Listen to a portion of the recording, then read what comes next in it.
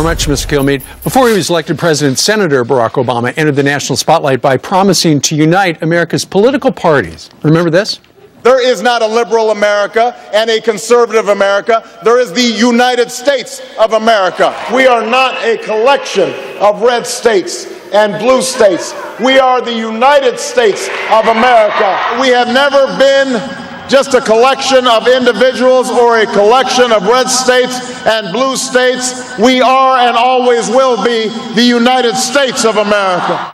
That is great, but did it happen? Joining us right now is columnist Michael Goodwin. He won the Pulitzer Prize. He also voted for Barack Obama because in the beginning you were sold on that, weren't you? I love that idea. I still love that idea. I still believe that is what this country needs, is to think bigger. And you look at Washington, it's polarized. The country's polarized.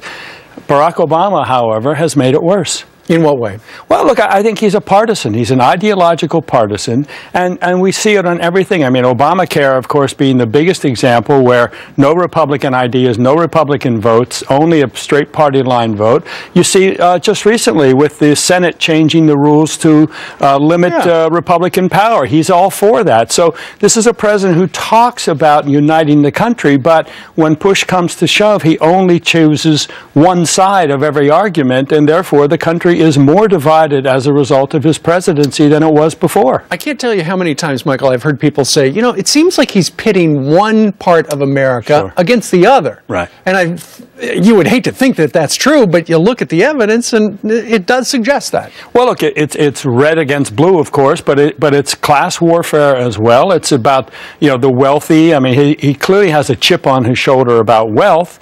He doesn't mind taking wealthy people's money for his own campaigns, but you get a sense he's really does not like wealth. He's one of those who believes behind every great fortune there must be a great crime somewhere, so he doesn't trust wealth.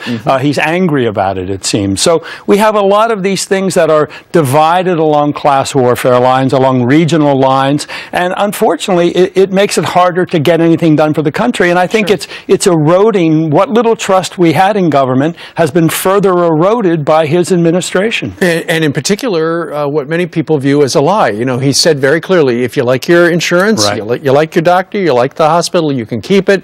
Now we know that that is not true. And what's interesting is it seems like in the past, a number of the mainstream media organizations, they kind of woke up and they said, hey, wait a minute, we got to cover that for a change. Although yesterday they had the conference call and they said, oh, the Affordable Care Act website, it's all better. So I would imagine, you know, a number of mainstream media outlets are going to now say, crisis averted, it's all fixed. Right. Well, if you buy the first lie that if you like your policy you can keep it, then you'll buy this lie too, which is everything is better. But I would go back, Steve, even those speeches that we saw earlier, that was a lie too. I mean, I no longer believe he ever intended to govern that way. Was it just a device to get elected? In my opinion, it was. That he knew that's what the country wanted, that's what the country needed, but he did nothing to make it come true. So you have to believe it was just a statement to him, but he used it repeatedly. I mean, 5, 6, 7, 8, 9 times, the same formulation.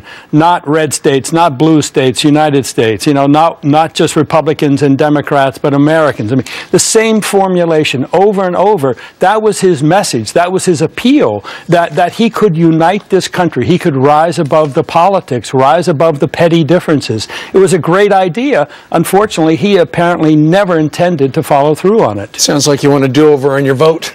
I'd love it. All right, Michael Goodwin, thank you very much.